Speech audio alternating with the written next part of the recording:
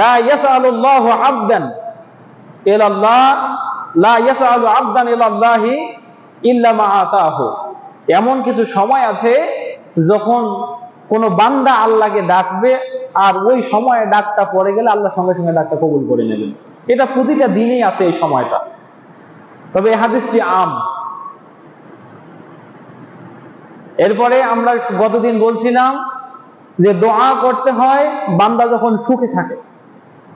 আমি যখন শুদ্ধ অবস্থায় আছি, সুখে আছি, আবু হুরায়রা রাদিয়াল্লাহু তাআলা আনহু বলছেন, মান সাররাহু আইয়াস্তাজিবা লাহু, কোন ব্যক্তি যদি আনন্দ পাইতে চায় যে আইয়াস্তাজিবা লাহু ফির শাদাইদা, যে আল্লাহ তাআলা কঠিন অবস্থায় তার দোয়ায় সাড়া দেবেন, ফালইউকসির দুআ ফির রুখা, সে যেন ভালো অবস্থাতে বেশি বেশি আল্লাহকে ডাকে। তার মানে এই কথা বলার কোনো প্রয়াস নাই যে যখন আমি বিপদে পড়বো তখন আল্লাহকে ডাকবো। আমার বোনেরা যারা মসজিদে এসেছেন খুব ভালোভাবে কথাগুলো শুনবেন। আমরা যখন বিপদে পড়ি তখনই আল্লাহকে ডাকি। আল্লাহ রাব্বুল আলামিন মানুষের এই টেন্ডেন্সি আজ থেকে 1500 বছর আগে কোরআনে হাকিমে ফাঁস করে দিয়েছেন। আল্লাহ রাব্বুল আলামিন সূরা জুমারের ভিতরে বলছেন, ওয়াইযা মাসান্নাসা যুররুন দাউ রাব্বাহুম মুনিবিনা ইলাইহি সুম্মা ইযা আযাকাহুম মিনহু রাহমাতুন ইযা ফারিকুম মিনহুম বিরাব্বিহিম ইউশরিকুন। আল্লাহ বলছেন, যখন মানুষকে বিপদ পেয়ে যায় তখন মানুষ দাউ রাব্বাহুম মুনিবিনা ইলাইহি, সে তার রবকে খুব কায় মনোবাক্যে ডাকতে থাকে। যখন তাদেরকে আমার রহমত পেয়ে বসে, রহমত যখন তারা সুখের জায়গায় যায় অথবা সুখে থাকে, তাদের মধ্যে কিছু কিছু মানুষ এমন আছে তারা এবার আল্লাহকে ভুলে যায়। শুধু ভুলেই যায় না, বরং আল্লাহর সাথে শরীক করে বসে থাকে। পৃথিবীতে দেখবেন যাদের ঐশ্বর্য যত বেশি, ও মানুষ তত বেশি আল্লাহ বিভ্রান্ত। ঠিক না? মিলে যায় না কথাটা? যে মানুষ যত সুখে আছে ও মানুষ ততটাই আল্লাহকে ভুলে আছে। যে মানুষ স্বাভাবিকভাবে কষ্টে থাকে, এই সুখ এই কষ্ট, এই মানুষটি বরং এমন যদি হয় যে ক্ষণিকে বাড়িতে ভালো অবস্থা, ক্ষণিকে খারাপ অবস্থা, এই মানুষগুলো আল্লাহকে স্মরণ করে। আল্লাহ তাআলা বলছেন, তোমার স্মরণে ব্যালেন্স থাকা দরকার। তুমি যেমন সুখে আমাকে স্মরণ করবে, তেমনি দুঃখেও স্মরণ করবে। ঠিক এই আয়াতটির প্রতিচ্ছবি আল্লাহ রাব্বুল আলামিন আল কোরআনের সূরা জুমারের আরেকটি আয়াত 8 নম্বর আয়াতে বলছেন যে তারা যখন বিপদে পড়ে, দাও রব্বাহু মুনিবান ইলাইহি, সে তার রবকে ঝুঁকে পড়ে ডাকতে থাকে। আর যখন তাদের বিপদ কেটে যায়, সে যেন ভুলে যায়, নাসিয়া রব্বাহু তাআল্লাম ইয়াদউহু, সে এমন ভাবে আল্লাহকে ভুলে যায় যেন সে আল্লাহকে ডাকেই নেই। তাহলে আমাদের দোয়া আল্লাহর কাছে কবুল হবে যদি আমরা আমাদের সুখের সময় আল্লাহকে স্মরণ করি। এটা একটি সময়। এরপরে দোয়া কবুলের মুখ্যম সময় হলো সালাত। আপনি দোয়া করবেন সালাতে। হযরত আবু হুরায়রা রাদিয়াল্লাহু তিরমিজি এবং আবু দাউদের হাদিস, আল্লাহর রাসূল সাল্লাল্লাহু আলাইহি ওয়াসাল্লাম বলছেন, এছাড়া মিশকাতুন নাসাবি কিতাবুস সালাত বাবু সিফাতুস সুজুদ, এটা আসছে, এখানে আসছে সালাত সুজুদের বর্ণনা এতে আসছে, আকরাবু মা ইয়াকুনুল আবদু মির রাব্বিহি ওয়া হুয়া সাজিদুন ফাকসিরুদ দুআ। তোমাদের মধ্যে বান্দারা যখন আল্লাহর একেবারে নিকটবর্তী হয়, ওই সময় হয় যখন সে সাজদারত অবস্থায় থাকে। সুতরাং সাজদায় তোমরা বেশি বেশি আল্লাহকে ডাকো। ফাস্তাহিদু ফিহি দুআ, সেখানে বেশি বেশি দোয়া করার জন্য মুজাহাদা করো, চেষ্টা করো। তার কারণ কোরআন থেকে প্রমাণিত হয়, হযরত জাকারিয়া আলাইহিস সালাতু ওয়াস সালাম সেদিন দোয়া করছিলেন। তারপরে ফেরেশতা এসে তাকে যখন ডাকলেন, ওয়া হুয়া কাইমুন ইউসাল্লি ফিল মিহরাব, তিনি তখন মিহরাবে দাঁড়িয়ে সালাত করছিলেন। যে আল্লাহ তোমাকে একটা সুসন্তানের সংবাদ দিয়েছে, সে হবে নবী, সে হবে হাসুর সালিহা, সে বিনয়ী হবে, সে সৎ কর্মশীল হবে, সে নবী হবে। এরকম একজন সন্তানের সুসংবাদ আল্লাহ তোমাকে দিয়েছেন। আমরা গতদিন এই কথাগুলো শুনেছি। এরপরে দেখেন আরো কিছু সময় আছে, আল্লাহ রাসূল সাল্লাল্লাহু আলাইহি ওয়াসাল্লাম বলছেন আদ-দুআ লা তুরাদ্দানি, দুইটা সময় আছে যখন দোয়া কখনো ফেরত দেওয়া হয় না। সিনতানি লা তুরাদ্দানি ফিহিন্না দুআ, দুটি সময় এমন আছে যখন দোয়া ফেরত দেওয়া হয় না। এক, বান্দা যখন কি করে, আল্লাহকে ডাকে, কোথায়?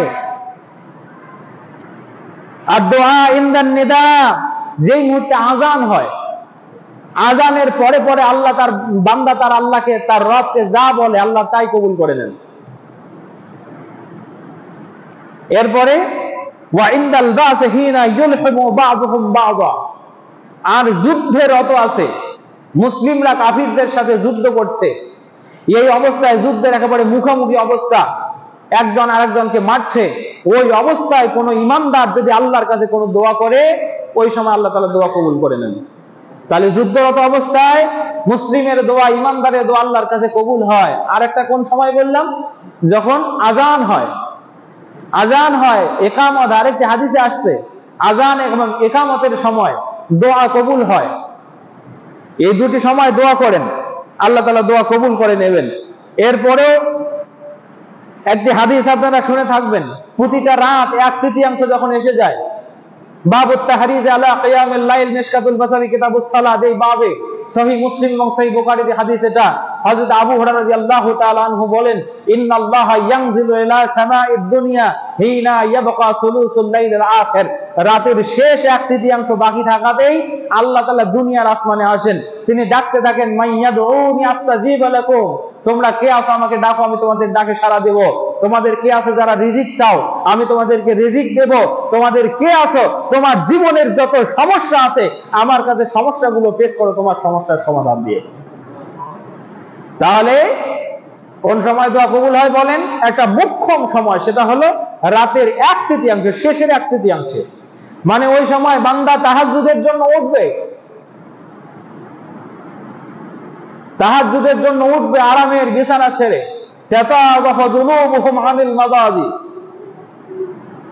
আরামের বিছানা ছেড়ে ঘুম থেকে উঠবে, গোটা পৃথিবী ঘুমাবে, সে আল্লাহকে ডাকবে। আল্লাহ বলেন যে বান্দা, তোমার ডাক শোনার জন্য আমি তো তোমার করিব, আরো বেশি নিকটবর্তী হওয়ার ঘোষণা দিলাম, যা চাইবি তাই পাবি। সুবহানাল্লাহ।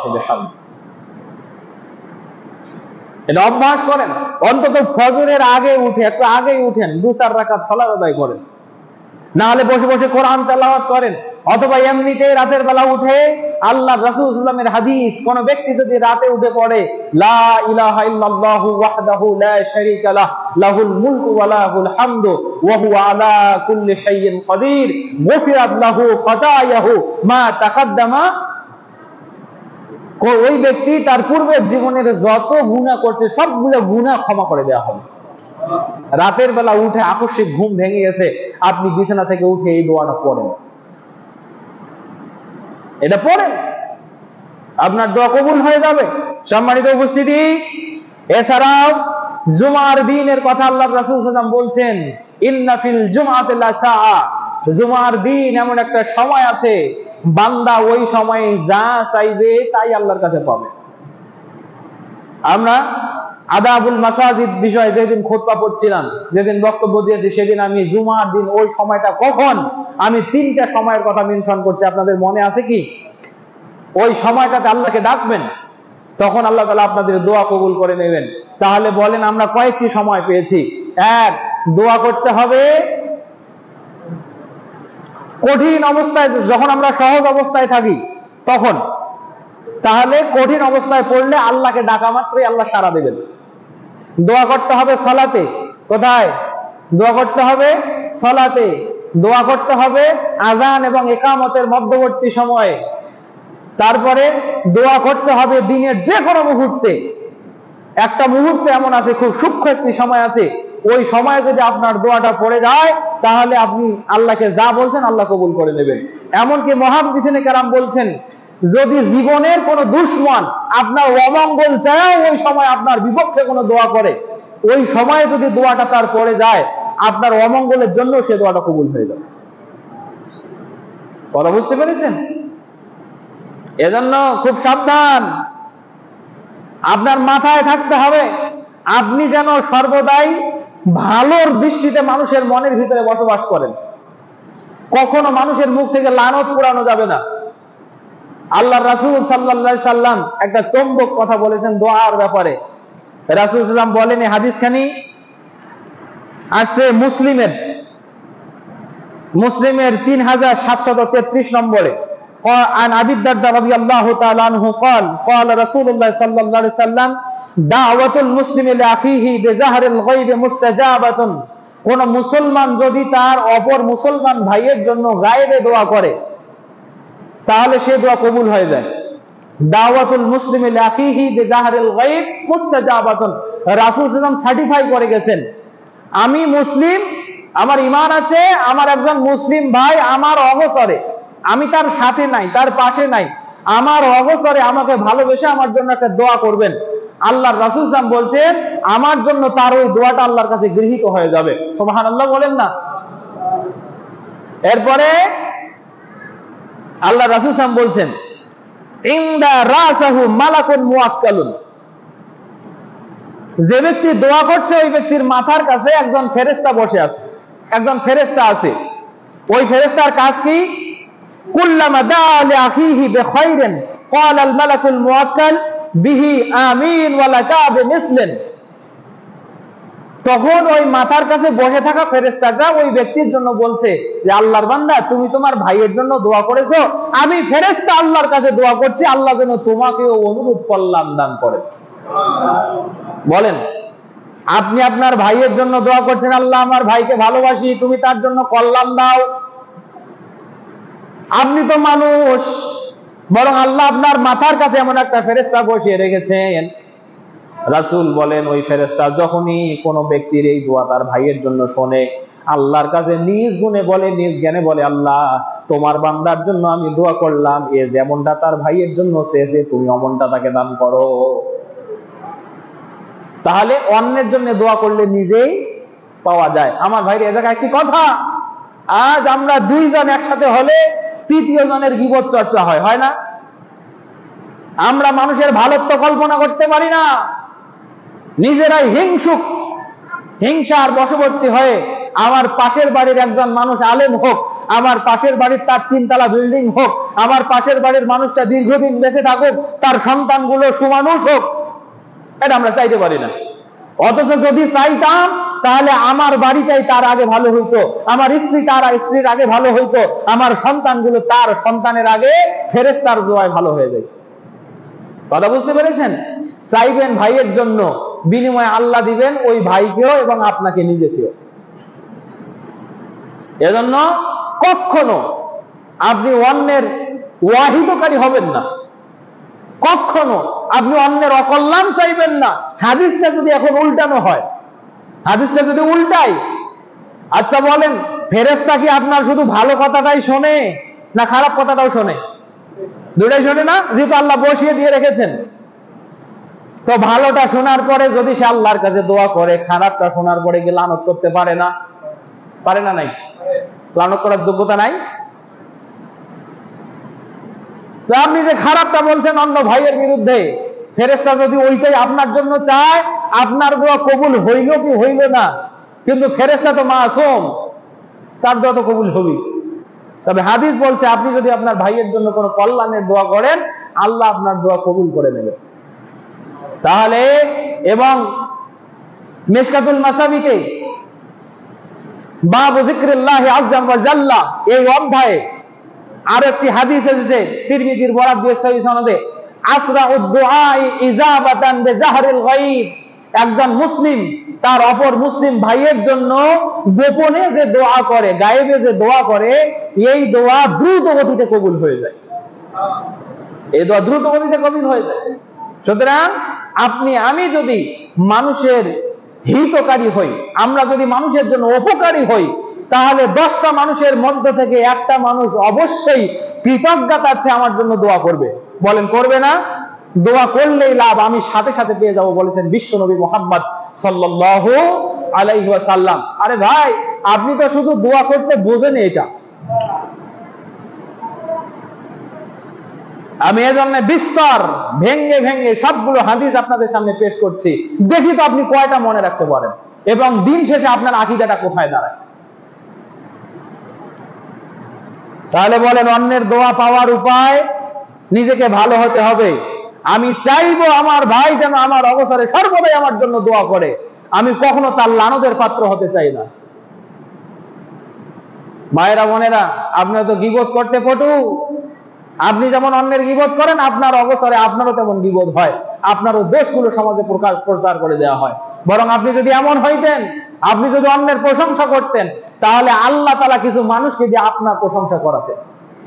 তার কারণ পৃথিবীর ভালোবাসা আল্লাহর পক্ষ থেকে আসে। সম্মানিত উপস্থিতি, এবার তাহলে এই বিষয়গুলো খেয়াল করে আমাদেরকে দোয়া করতে হবে। আসুন আমি এবার আপনাদেরকে বলছি, পৃথিবীতে এমন কিছু মানুষ আছে যার কাছ থেকে দোয়া চাইবেন, চাইলেই উনি যদি আপনার জন্য দোয়া করে কবুল হয়ে যাবে। এমন কিছু মানুষ আছে, আল্লাহর নবী বলছেন তাদের দোয়া কখনো ফেরত দেওয়া হয় না। বলেন, এমন কিছু মানুষ আছে যাদের দোয়া কখনো ফেরত দেওয়া হয় না। যেমন আজকের হাদিসটা তেলাওয়াত করছি, তিরমিজির হাদিস। আল্লাহ রাসূল সাল্লাল্লাহু আলাইহি ওয়াসাল্লাম বলছেন, সালাসুন দাওয়াতুন মুস্তাজাবাতুন, তিন ব্যক্তি এমন আছে যাদের দোয়া কবুল হবেই হবে, লা শাক্কা ফিহিন্না, যেখানে কোনো সন্দেহ নাই। তিন ব্যক্তি এমন আছে যাদের দোয়া কবুল হবেই হবে, লা শাক্কা ফিহিন্না, তার ভিতরে কোনো সন্দেহ নাই। সন্দেহাতীত তিন ব্যক্তির দোয়া কবুল হবে। এক, দোয়া কবুল হবে দাওয়াতুল ওয়ালিদি লি ওয়ালাদিহি, পিতার দোয়া মাতার দোয়া সন্তানের জন্য কবুল হবে। সুবহানাল্লাহ বিহামদি। পিতা মাতার দোয়া সন্তানের জন্য কবুল হবে, রাসূল বলেছেন কোনো সন্দেহ নাই। ভালো দোয়া করুক অথবা খারাপ দোয়া করুক, সবটাই কবুল হবে, কোনো সন্দেহ নেই। বুকে হাত দিয়ে দেখেন, আপনার পিতা মাতা আপনার জন্য দোয়া করছে নাকি লানত করছে? এই যুবক, এই তোমাকে বলছি, তুমি তোমার বুকে হাত দিয়ে দেখো, তোমার মা তোমার জন্য দোয়া করে নাকি তোমার জন্য লানত করে? তুমি তো এমএ পাস, মাস্টার্স পাস, তুমি তো তোমার মাকে এখনো ঝিরকি দিয়ে কথা বলো। তুমি তো তোমার বাবাকে বলো তুমি দূরে থাকো, তুমি আমার মতো বোঝো না। আমার ভাইরা, কি বলবো? তাহলে পিতামাতা যদি সন্তানের জন্য দোয়া করে, রাসূল বলছেন দোয়া কবুল হবে, লা শাক্কা ফি, যেখানে কোনো সন্দেহ নাই। এরপরে বলছেন ওয়া দাওয়াতুল মাজলুম, মাজলুমের দোয়া কবুল হবে, লা শাক্কা ফিহা, কোনো সন্দেহ নাই। আপনি কারো প্রতি জুলুম করেছেন, ওই ব্যক্তি জুলুমের শিকার হয়েছে, ও যত বড় পাপী হোক, যদি আল্লাহকে আপনার জুলুমের বিরুদ্ধে নালিশ করে, ওই জুলুম আপনার উপরে আসবে, ওই জুলুম ফিরে আসবে আপনার দিকে, নিশ্চিত আসবে। রাসূল বলেছেন আসবে, তাই আসবে। কারো প্রতি জুলুম করবেন না। আপনি দেখেন, আপনি ইচ্ছা করে কার রাস্তাটা সংকীর্ণ করে দিয়েছেন, আপনি দেখেন আপনি ইচ্ছা করে কার কণ্ঠরোধ করেছেন, আপনি দেখেন আপনি ইচ্ছা করে কার কথা বলার স্বাধীনতা হরণ করেছেন, আপনি দেখেন আপনি ইচ্ছা করে একজন মানুষ স্বাধীনভাবে জীবন নির্বাহ করবে, আপনি তার এই স্বাধীনতাকে হরণ করে রেখেছেন। আপনাকে বুঝতে হবে, ওই মাজলুম যদি আপনার বিপক্ষে দোয়া করে, অন্য কোনো দোয়া নয়, ওই মাজলুম যদি আপনার জুলুমের বিপক্ষে দোয়া করে, এই দোয়া সে যত বড় পাপী হোক, আপনার বিরুদ্ধে আল্লাহর কাছে কবুল হয়েই যাবে। ওয়া দাওয়াতুল মুসাফির, মুসাফির যদি আল্লাহর কাছে দোয়া করে তাহলে কবুল হয়ে যাবে। আপনি এখানে দুটা ব্যক্তিকে খাস করতে পারেন। একজন মুসাফির এসেছে, ধরেন ঢাকাতে তার 14 তলা বাড়ি আছে, কিন্তু এই মুসাফির আপনার এলাকায় এসেছে, আপনি তার সাথে মানবতা সুলভ সুলুকি ব্যবহার করেন।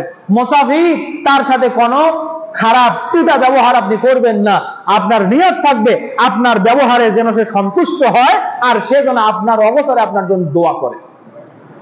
তাহলে এই দোয়া কবুল করবেন কে? বলেন, আল্লাহ কবুল করবেন। তাহলে এখানে কয়জন ব্যক্তি পাইলেন? 3 জন। বলেন কয়জন? 3 জন। বলেন তো কে কে? পিতামাতা 1, মুসাফির 2 আর মাজলুম 3। এই 3 ব্যক্তির দোয়া আল্লাহ নবী বলছেন কোন পর্দা ছাড়াই আল্লাহর কাছে কবুল হয়ে যাবে। আরো দেখেন, আমি আপনাদেরকে আরো বলি আর কার কার দোয়া কবুল হবে।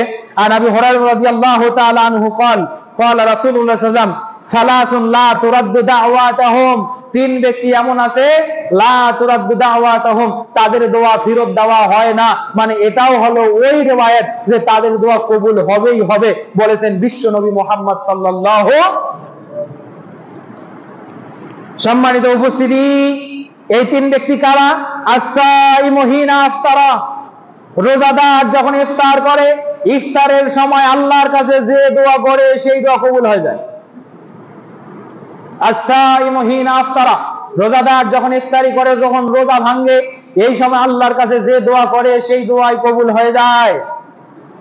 ওয়াল ইমামুল আদিল, আর ন্যায় পরায়ণ ইমাম যদি আল্লাহর কাছে তার অধীনস্থ মানুষের জন্য দোয়া করে সেই দোয়া কবুল হয়। এই ইমাম তো মসজিদের ইমাম নয়। সম্মানিত উপস্থিতি, আপনাকে বলছি, আপনার ইমাম যদি ন্যায় পরায়ণ হয়, ইমামুন আদিলের কথা বলা হয়েছে, ফাজের না। ইমাম যদি আদিল হয়, ইমাম যদি ন্যায়ানুগ হয়, ইমাম যদি কোরআন এবং হাদিসের সাথে নিষ্ঠাবান হয়, ইমাম যদি পরিপূর্ণ সুন্নাহ মেনে চলে, তাহলে ইমামের কাছ থেকে দোয়া চাইবেন। আল্লাহর নবী বলেছেন, এই ইমাম যদি তার অধীনস্থ, তার মুসাল্লি হোক, তার অধীনস্থ হোক, তার শাসিত মানুষ হোক, যাই হোক না কেন, এদের জন্য যদি দোয়া করে সেই দোয়া আল্লাহর কাছে কবুল হয়। সম্মানিত উপস্থিতি, তাহলে এখানে পাইলাম আরো 2 জন। কয়জন? 2 জন। বলেন তো কি কি? হ্যাঁ, রোজাদার যখন ইফতার করে তখন দোয়া কবুল হয়। ইমাম যখন তার মুসাল্লি কিংবা অধীনস্থের জন্য দোয়া করে তখন দোয়া কবুল হয়। এরপরে আর একজনের কথা শোনেন, এরপরে দাওয়াতুল মাজলুম, এবং মাজলুমের দোয়া এখানে রিপিট হয়েছে এবং এই হাদিসে জোর দেওয়া হয়েছে মাজলুমের দোয়ার পক্ষে। আল্লাহর রাসূল সাল্লাল্লাহু আলাইহি ওয়াসাল্লাম বলছেন, ইয়ারফাউহাল্লাহু ফাওকাল গামাম, আল্লাহ মাজলুমের দোয়াকে মেঘের উপরে নিয়ে নেন। এরপরে আল্লাহ কসম করে বসে থাকেন, লা আনসুরান্নাকা ওয়ালাউ বা'দা হিন, হে মাজলুম, তুমি তোমার জালেমের বিপক্ষে দোয়া করতেই থাকো, আমি আল্লাহ কসম করে বলছি তোমাকে আমি সাহায্য করবই, যদি আরো 2 দিন পরেও হয়।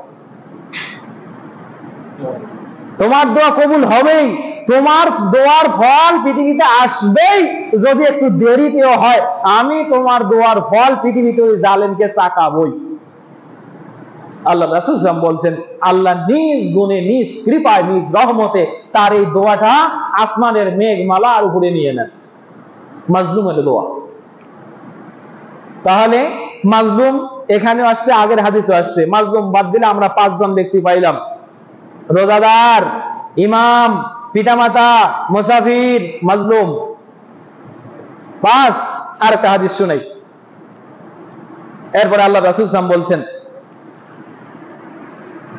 عن عبد الله بن عمر رضي الله تعالى عنه قال الغازي في سبيل الله والحاج والمعتمر وفد الله إذا دعاهم فعذابوا وإذا سألهم فعاطوا। আল্লাহ রাসূল সাল্লাল্লাহু আলাইহি ওয়াসাল্লাম বলছেন, হাজী, মুতামির, উমরাকারী আর গাজী, যে ব্যক্তি যুদ্ধের ময়দান থেকে ফেরত এসেছে। গাজী কাকে বলা হয়? চূড়ান্ত ইসলাম প্রতিষ্ঠা করার জন্য বুক পেতে দিয়েছিল, সেই ময়দান থেকে আল্লাহ তাআলা তাকে বাঁচিয়ে এনেছেন। এই ব্যক্তিটি যদি কারো জন্য কোনো দোয়া করে সে দোয়া কবুল হয়ে যায়। এটা গাজী। মুতামির যিনি উমরা করেন, হাজী যিনি হজ করেছেন, এনারা 3 জনে হচ্ছেন আব্দুল্লাহ, আল্লাহর মেহমান। এরা কারা? এরা হলো আল্লাহর মেহমান, গাজী, হাজী আর উমরাকারী। এই 3 জন হচ্ছেন আল্লাহর মেহমান। এরা আল্লাহর কাছে যখন কোনো দোয়া করে আল্লাহ দিয়ে দেন, যখন কোনো যাচনা পেশ করে আল্লাহ তাআলা তা পরিপূর্ণ করে দেন। সুবহানাল্লাহ। তাহলে আমরা আরো কয়জন? 5 আর 3 8 জন ব্যক্তি পাইলাম। খুঁজে খুঁজে দেখবেন এলাকায় 8 ব্যক্তি কারা, তাদের কাছ থেকে দোয়া চাইবেন। ওই পীরের দরবারে দোয়া চাই কোনো লাভ নাই। তাহলে এই 8 ব্যক্তির দোয়া আল্লাহর কাছে কবুল হয়। সম্মানিত উপস্থিতি, এবার আসেন কার দোয়া কবুল হয় না, জানার দরকার আছে না? যেই মুহূর্তে জানলাম এদের দোয়া কবুল হয়, এখন কার কার দোয়া কবুল হয় না। তবে দোয়া কবুল হওয়াটা আপেক্ষিক ব্যাপার। কিছু শর্ত সাপেক্ষে কারো একটা দোয়াও কবুল হয় না, আবার কিছু শর্ত সাপেক্ষে শুধু নির্দিষ্ট জায়গায় তার একটা দোয়া কবুল হবে, অন্য কোনো দোয়া করলে কবুল হবে না। যেমন একটু আগে বলছিলাম, যা মাজলুম যদি জালেমের বিপক্ষে দোয়া করে সেটা কবুল হবে, এরকম কিছু ক্ষেত্র আছে। এবার আসেন দেখেন, আমি এভারেজ কথাগুলো বলছি। ওয়াল্লাযী লা ইস্তাজাবু দাওয়াতাহু, যার দোয়া কবুল হবে না তার কথা শোনেন, তার পরিচয় শোনেন। দেখেন, আমাদের মনের ভিতরে টেন্ডেন্সি আছে, আমরা যখনই দোয়া করি আমরা ইমিডিয়েট চাই যে এখনই আমার দোয়া কবুল হয় না কেন, দোয়াতে শীঘ্রতা করা। এরপরে এই দোয়া আবার গতদিন আমি একটা উদাহরণ দিয়েছিলাম, একটা মানুষ পাপ কাজে বের হচ্ছে, তখনও দোয়া করে আল্লাহর কাছে যে আল্লাহ এবারটা মাফ করে দিস, এবার সহি সালামতে ফিরে নিয়ে আয়, পরের থেকে আর যাবো না, কিন্তু পাপে যাচ্ছে। কোথায় যাচ্ছে? পাপে যাচ্ছে। এইরকম দোয়া আল্লাহর কাছে করলে সে দোয়া কবুল হবে না। বিশ্বনবী সাল্লাল্লাহু আলাইহি ওয়াসাল্লাম হাদিসে বলছেন, আবু রাদিয়াল্লাহর হাদিস, ইউস্তাজাবু লিল আবদি মা লাম ইয়াদউ বিইসমিন আও কাতিআতি রাহমিন। এখানে আরেকটি কথা, কোন ব্যক্তি যদি তার কি বলে রেহেম মানে জরায়ুর সম্পর্ক, রক্তের সম্পর্ক ছিন্ন করে, নিজের ভাই, চাচা, মামা, ফুফা এদের সাথে যদি রক্তের সম্পর্ক যাদের সাথে, তাদের সাথে সম্পর্ক ছিন্ন করে, এই ব্যক্তিগুলো যদি আল্লাহর কাছে দোয়া করে কবুল হয় না। পাপ কাজের জন্য আল্লাহর কাছে ক্ষমতা আছে, দোয়া করলে সে দোয়া কবুল হয় না। মা লাম ইয়াস্তাজিল, এরপরে দোয়াতে তাড়াহুড়া করলেও দোয়া কবুল হয় না। সাহাবীরা বলল, ইয়া রাসূলুল্লাহ ওমাল ইস্তিজাল, আমরা বুঝলাম না ইস্তিজাল কি, মানে দোয়াতে তাড়াহুড়া করা, এটা আবার কেমন? আল্লাহ রাসূল সাল্লাল্লাহু আলাইহি ওয়াসাল্লাম বলছেন, সে বলে ইয়াকুলু ক্বাদ দাআউতু ওয়া ক্বাদ দাআউতু ফালাম আরা ইস্তাজাব লি, এই আমি দোয়া করেই যাচ্ছি কই আমার দোয়া তো কবুল হয় না। মানুষ বিরক্ত হয়ে কথা বলে যে আমি তো দোয়া করেই যাচ্ছি কই আমার দোয়া তো কবুল হয় না।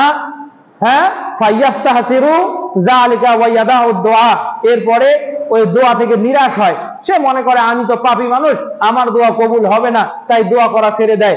এরকম টেন্ডেন্সি যাদের মনের ভিতরে থাকে, এদের দোয়াও আল্লাহর কাছে কবুল হয় না। মানে হাদিসটি কেমন, যে আকস্মিক দোয়া করলো দোয়া কবুল হয় নাই, অথবা সে দেখতে পাচ্ছে না, কিন্তু ওই যে এখনই দোয়া কবুল হয় নাই, এই জন্য গোসা করে সে আর আল্লাহকে ডাকেই না। তারপরে আবার যখন আরেকটা বিপদে পড়বে তখন আল্লাহকে ডাকবে, ওর দোয়া কবুলই হয় না।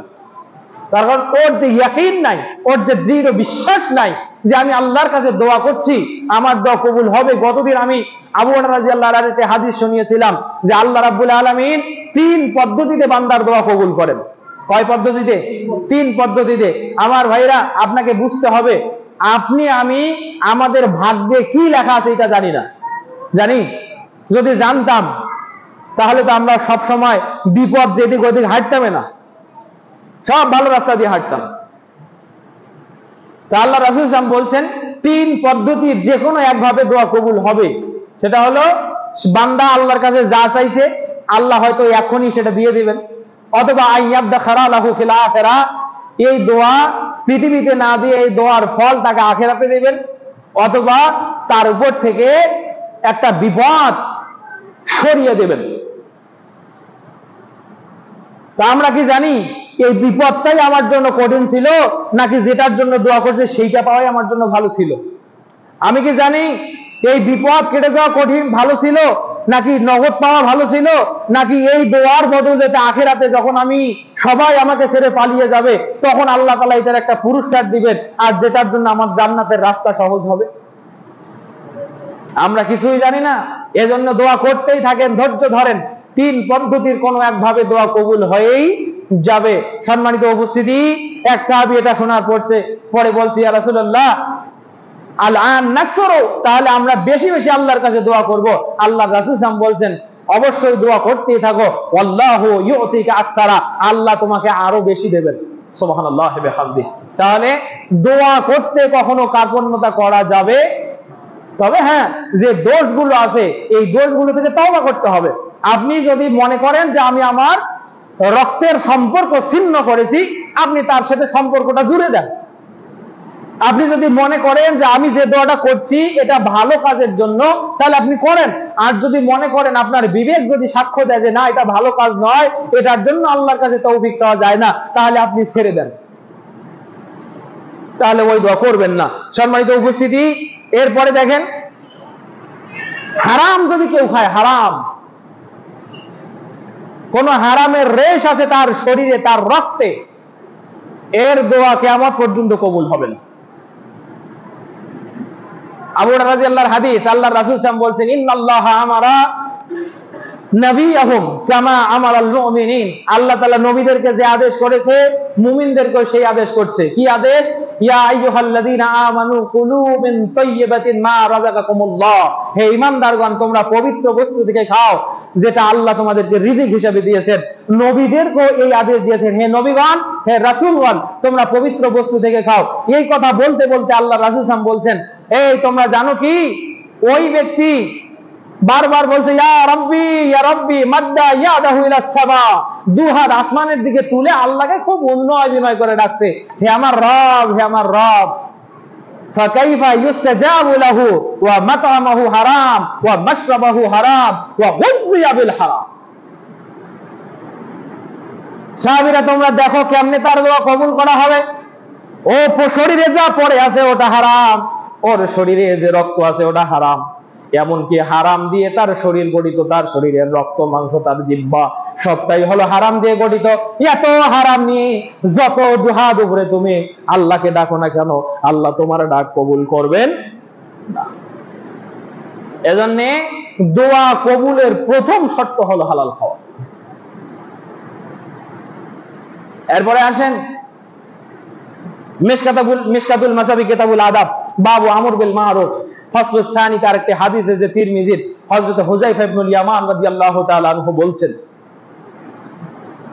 ওয়াল্লাযী নাফসু বিয়াদিহি, আল্লাহর রাসূল সাল্লাল্লাহু আলাইহি ওয়াসাল্লাম বলছেন, আল্লাহর কসম করে বলছি যে আল্লাহর হাতে আমার প্রাণ।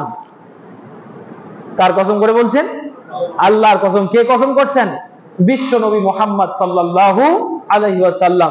ওই রবের শপথ করে বলছি যার হাতে আমার প্রাণ, তোমরা যদি দুটা কাজ না করো ইমিডিয়েট তোমাদের উপরে দুটা শাস্তি আসবে। এক, লা তা'মুরুন্না বিল মা'রুফ ওয়া লা তানহাউন্না আনিল মুনকার, তোমরা যদি সৎ কাজের আদেশ না দাও আর অসৎ কাজ থেকে যদি বিরত রাখার চেষ্টা না করো।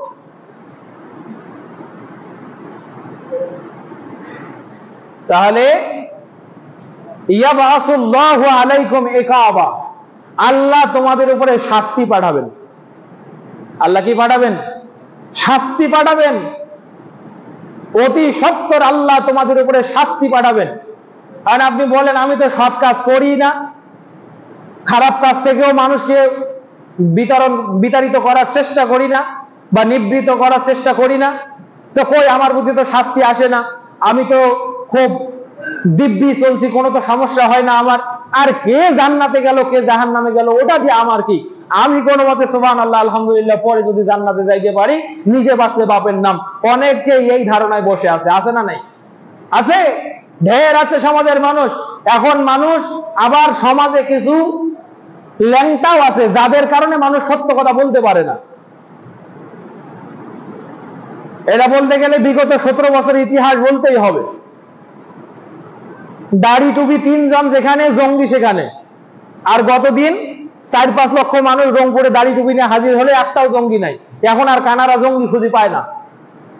কথা বুঝতে পারেন নাই? তার মানে বোঝা গেল এতদিন এই দাড়িওয়ালা টুপিওয়ালাদেরকে জুলুম করে দাবিয়ে রাখা হয়েছে।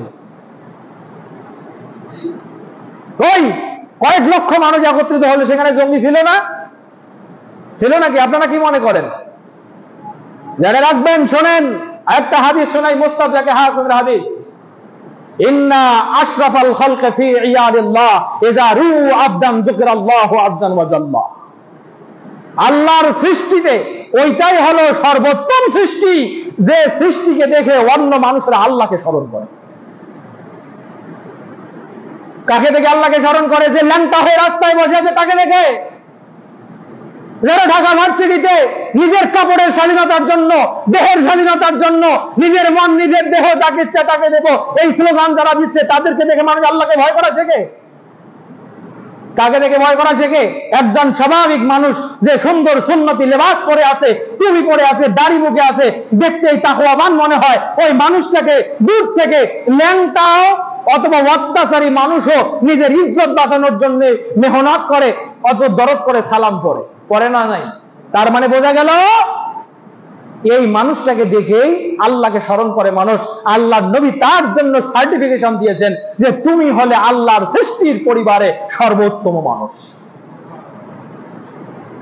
এমন জীবন তুমি করিবে গঠন, মরিতে কাঁদিবে, মরিতে হাসিবে তুমি, কাঁদিবে ভুবন। কবির এই কথা ভুলে যাবেন না। সম্মানিত উপস্থিতি, এজন্য বলছি ভালো যেটা সেটার আদেশ করুন, নিজে ভালোটা করুন, অন্যকে ভালো কাজের আদেশ করেন, তাকে হাত ধরে ভালোর দিকে টেনে আনেন। আর যেটা অন্যায় সেটাকে অন্যায় বলা শেখেন, নিজে দূরে থাকেন এবং অন্যকে অন্যায় থেকে দূরে রাখার চেষ্টা করেন। প্রিয় উপস্থিতি, যে কথা বলছি, তো আপনি বলবেন আমি তো কিছুই করি না, কই আল্লাহর পক্ষ থেকে আযাব তো আসে না। এর পরেরটা দেখেন, আল্লাহ রাসূল সাল্লাল্লাহু আলাইহি ওয়াসাল্লাম বলছেন তুম্মা লা তাদউন্নাহু ফালা ইউস্তাজাবু লাকুম। আমি যে কথাটা শোনানোর জন্য এত কথা বললাম, আপনি যেহেতু ভালোকে ভালো বলেন না, নিজে করেন না, আদেশ করেন না, খারাপকে খারাপ বলেন না, নিজেও খারাপ থেকে বেঁচে থাকেন না, অন্যকে খারাপের দিক থেকে বিতাড়িত করেন না, জেনে রাখেন আযাব যদি দেরিতেও আসে, এখনই আল্লাহর কাছে যে দোয়া করছেন এই দোয়া কবুল হবে না। সুম্মা লা তাদউন্নাহু ফালা ইউস্তাজাবু লাকুম। তোমরা এই দুটা কাজ না করার কারণে যতই আল্লাহকে ডাকো না কেন, আল্লাহ তোমাদের দোয়া কবুল করবে না। তাহলে পেয়েছেন? বলেন, দোয়া কার কবুল হয় না? যে ভালো কাজ করে না, নিজে আদেশও করে না, অন্যায় থেকে নিজেও দূরে থাকে না, আবার অন্যকে অন্যায় থেকে দূরে রাখার চেষ্টা করে না। মানে আমর বিল মারুফ আর নাহি আনিল মুনকার, এই দুটা কাজ না করার কারণে ইমিডিয়েট দুটা শাস্তি। প্রথম নম্বর শাস্তি, দেরিতে হলেও আল্লাহর পক্ষ থেকে আযাব আসবে, ধ্বংস হতেই হবে। আর ইমিডিয়েট শাস্তি হলো দোয়া যতই করেন কবুল করা হবে না। সম্মানিত ভাইরা, এই বিষয়গুলো থেকে বেঁচে থাকার দরকার নাই? আছে না নাই? বলেন, পারো তো পক্ষে আমার যতটুকু সামর্থ্য আমি ভালো কাজ করবই, এই নিয়ত আমাদের মনের ভিতরে থাকা উচিত। আমার ভাইরা শোনেন, কেবল ইবনে কাসিরের ভিতরে সূরা আলে ইমরানের 110 নম্বর আয়াতের তাফসিরে আল্লামা ইমাম ইবনে কাসির রাহমাহুল্লাহ মুসনাদ আহমদ থেকে একটা সহিহ হাদিস এনেছেন।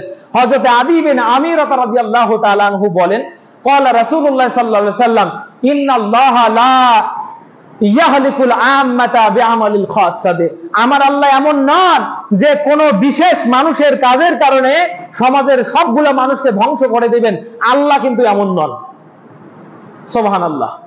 আল্লাহর বৈশিষ্ট্য এমন নয় যে আল্লাহ বিশেষ কিছু মানুষের পাপের কারণে সমানভাবে সমাজের সব মানুষগুলোকে ধ্বংস করে দিবেন, এমন নয়।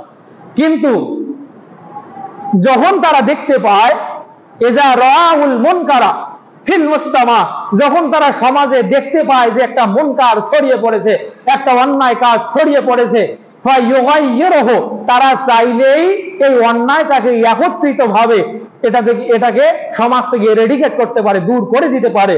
ফালা ইউগাইয়িরহু, কিন্তু তারা কখনো জমায়েত হয় নাই, আর এই অন্যায়ের বিরুদ্ধে তারা একত্রিত হয় নাই, সমাজ থেকে অন্যায়টাকে দূরীভূতও করে নাই। ফাইজা ফালু যালিক আযাবাল্লাহুল আম্মাতা ওয়াল খাসাদা, যখন তারা এটা করে না, তখন আল্লাহ তাআলা ওই বিশেষ শ্রেণীর সাথে যারা এই পাপে জড়িত নয় তাদেরকেও ধ্বংস করে দেন।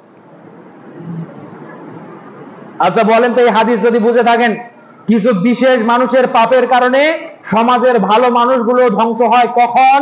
যখন তাদের হাতে শক্তি আছে যে তারা একত্রিত হয়, ইচ্ছা করলেই এই অন্যায়টা সমাজ থেকে দূরীভূত করা সহজ।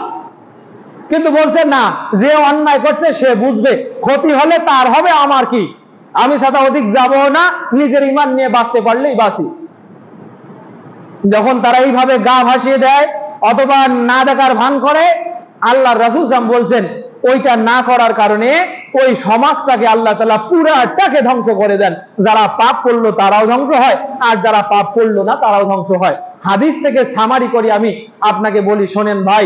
মমতাজ একদিন বলছিল, আমরা সমাজে কাওয়ালি গাবো না ড্যান্স করবো না গান গাইবো, তাতে মোল্লাদের কি? হাজারো মমতাজ বাংলাদেশে আছে না? ওরা চায় যে এতটুকু দেখেই তোমরা সিডিউস হয়ে যাও। অথবা অনেক কুচক্রী মানুষ আছে যে আমি আমার মতো চলবো, তাতে তোমার কি? তাদেরকে বলে দিতে চাই, আমার কি এই কারণে যে কিছুদিন পরে তোমার ওই পাপের শাস্তি আমার উপরেও শাস্তি হয়ে আসবে। আমি ওই শাস্তি থেকে বাঁচার জন্য আজ তোমাকে থামানোর চেষ্টা করছি। কথা বুঝতে পেরেছেন?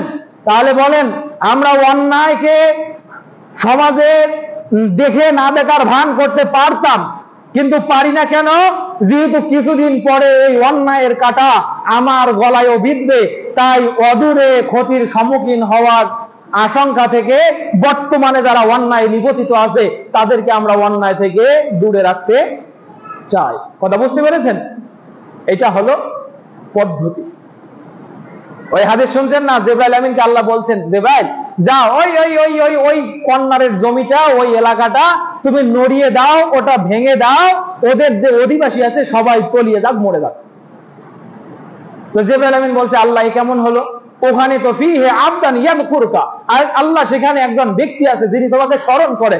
আল্লাহ বলছেন, না না, ওর স্মরণে কিছু আসে যায় না, ও শুধু নিজেই তাসবিহ জপে, নিজে জান্নাত দখল করতে চায়, কিন্তু অন্য মানুষ তার চোখের সামনে পচে গলে নোংরা হয়ে গেল, সে তাদেরকে জাহান্নাম থেকে বাঁচাতে চায় না। সুতরাং তার ঈমান ওইটার আমার দরকার নাই, যাও জমিনটা নড়িয়ে দাও, সেও মরুক, যারা অন্যায়কারী তারাও মরুক। আর কি বোঝাবো? তাহলে বলেন, সমাজে যারা অন্যায় করছে তাদেরকে প্রশ্রয় দেওয়ার কোনো উপায় আছে? তার কারণ ওই অন্যায় তো আমার উপরে বিধবে। এই অন্যায়কে প্রশ্রয় দেওয়া মানে আপনি এখন দোয়া করবেন, দোয়া কবুল হবে না। কথা বুঝতে পেরেছেন আমার ভাইরা? আরো কি সহজ করে বলা লাগবে? সুতরাং চোখ কান খাড়া করে থাকা লাগবে, চোখ কান খাড়া করে থাকা লাগবে। আপনার বাড়ির পাশের অমুকের ছেলে রাস্তায় বড় সিগারেট ধরিয়ে হাতে নিয়ে ঘুরছে, আর আপনি বলছেন অত অমুকের ছেলে, ও খায় খাক। আপনার বাড়িতে 10 বছরের বাচ্চারা কিছুদিন পর মেট্রিক পাস করবে, ও তো কয়দিন পরে তার সাথে মিশবে। তো আজকে যার হাতে সিগারেটটা ফেলানোর সাহস পাইলেন না, পরের দিন এই সিগারেট মদ হয়ে আপনার বাড়িতে ঢুকবে। আপনি বুঝতে পারলেন না ধ্বংসটা কিভাবে হলেন? এবার মনে হয় বুঝেছেন। আল্লাহ রাব্বুল আলামিন আমাদের সকলকে বোঝার তৌফিক দান করুক। আল্লাহুম্মা আমিন।